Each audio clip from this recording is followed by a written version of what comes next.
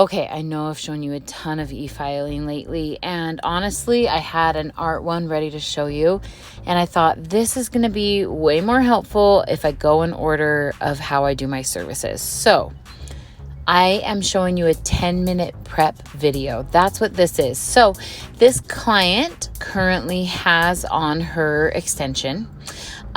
We have played with acrylic with her, and we've also played with like the acrygel, kind of like a polygel product.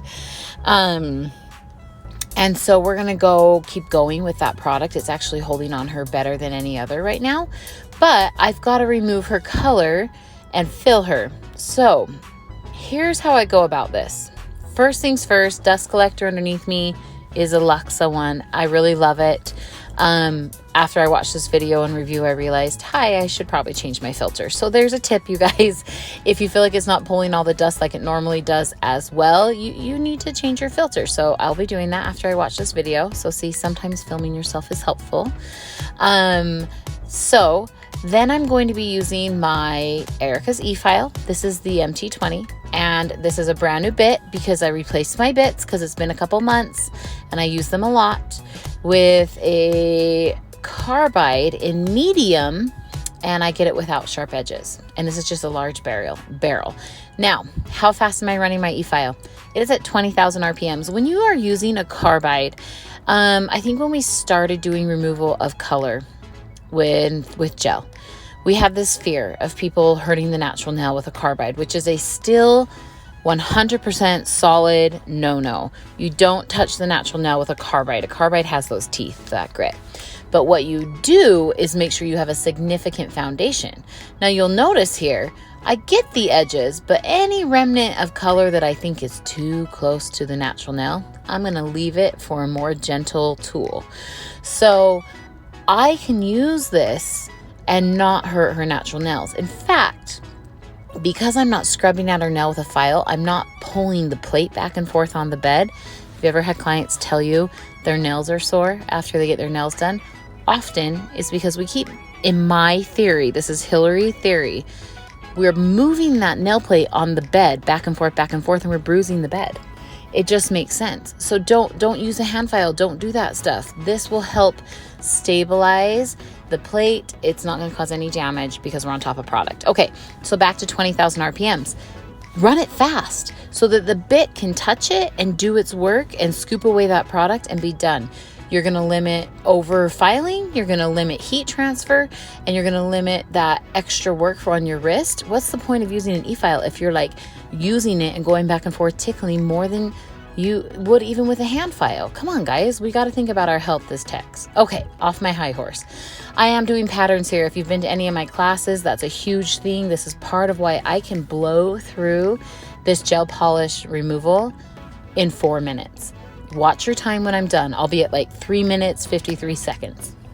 I'm consistently that fast because of the things I teach in my classes with patterns and with using the right tools, and because I'm trying to tell it to you right here.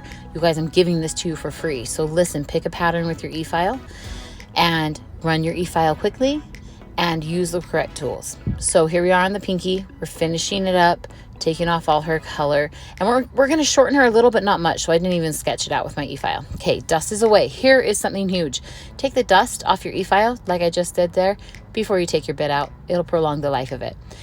Now for basic cuticle work and for the new growth. Look at this sanding band. You guys never see me use these, but there is a place for them for sure. First of all, notice that you can, like, if you watch it, you can see like the seam of the sanding band coming around. It's because I'm running it so slow. So slow, you guys. Absolutely run sanding band so slow. I'm talking like I might be at 6,000 RPMs. 6 to 8 tops, because I don't want to hurt her nail. It's like a file wrapped around. You don't need to be going that fast. So 6 to 8,000 tops RPMs. And I'm doing this because I'm going to prep her quickly, and she does not have much cuticle situation going on here. You can never, ever, ever do detailed cuticle work with this sand band. It's too big of a barrel, but you can do quick, basic cuticle work. And sometimes your clients come in because you've taken such great care of their cuticles on their repeat appointments. You're like, oh my gosh, I just basically need to push the cuticle back and prep the new growth. That's it. That's a beautiful thing. So This is where sanding band comes in, and I can do a little bit of cuticle, the new growth, and then shape her existing foundation so it's ready for a fill. What that means is when you have grow out, you're gonna have to adjust where the apex is, correct? So I can take down a little bit where it's grown out too long. Also, your transition to your product, it should be beautifully smooth from your application. I like to call it a beachfront. That's a Hillary phrase, where it's seamless from water to sand. This is seamless from natural nail to enhancement. However, sometimes it can feel a little bulky back there, and you need to reduce it so it's nice and smooth transition. So when you apply your fill, it'll go down easier and ultimately end up with you having to do very minimal top filing. In fact, when I'm done with this, I'm gonna set this sanding band to the side because I'm gonna use it again. It's not even like, I'm barely gonna use it for top filing maybe in a minute, or always the possibility. If you have to grab out a carbide for top filing or a diamond, you always can. But that's an option. So here I am going through her foundation. I'm just making sure everything's nice and even and it's working really, really well for her. Please at any point consider the fact that you can create more heat with a sanding band. So that's why we're running it slow, and that's why I'm always making sure I am not in one place for too long. I'm beveling her edges a little bit. If you have problems with heat with you using it, reach for a diamond barrel. It'll work a little bit different, but it's a good option.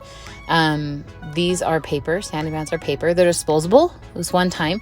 And this mandrel, I have to note, is a twist on mandrel, so I can just untwist it and take the sanding band off and not fight it with my nippers to rip off. Doesn't use that friction heat expansion mechanism. It just twists on, twists off. And it's an Erica's one. I'm diehard Erica's. If you're ever wondering what bits lately, I mean, you know, just, I'm sorry, I gotta scream it from the rooftops because they make good tools to help me get this done. So this too is gonna be just about a 4-minute process. So here we are prepping the nails for her fill. I hear people tell me they're about a half hour at least in for prep work. That's great, but if you're gonna make money, we like to maximize where we can, right? And we don't wanna overwork our bodies either. So this will be a basic 8-minute prep job, and then we'll have one more step. Here I am chatting with her. I think it's cool to see the sanding band going slow. That only works if you have a great professional electric file, meaning it has torque to keep going even at a very slow speed against any kind of resistance. Also, this is a medium sanding band. So see how it just takes off the extra color, just no big deal. I'm just lightly going over it so it doesn't get too hot, doesn't insulate the heat, doesn't hurt her, any of that. And you can see our conversation. I paused to chat for a second. I'm really good about talking while I work, but sometimes you gotta look somebody in the eye. Okay, here we go. Dehydrating and cleansing, do it in one step. This is a huge speed point I teach in my classes. So go through, this is a cleansing alcohol. I'm brushing the dust away and I'm dehydrating with a cleansing alcohol. No reason to brush dust and then get the alcohol or your cleanser. And then my priming work. Listen, I sped this up so you don't have to hang out with me. This takes me about a minute and a half and I sped it up a little faster for you. So I always do at least 2 coats.